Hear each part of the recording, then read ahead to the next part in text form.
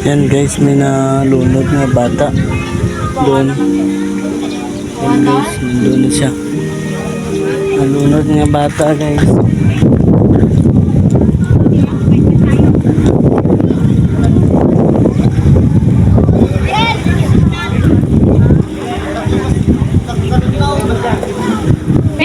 Burnok! Halika kayo dito!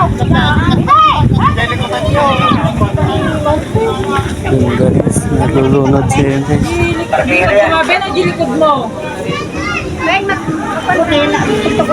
Bakit ka naman?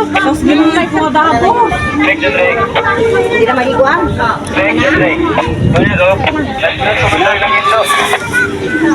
Okay na siya.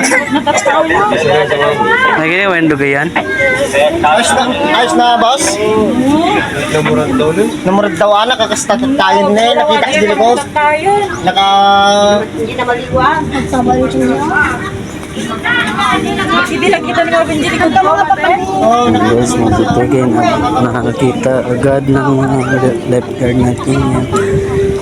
Nakalutang na dyan guys. Diyan nakalutang yung bata. Yun siya guys, oh. Yung bata nakalutang doon sa may tubig, dagat.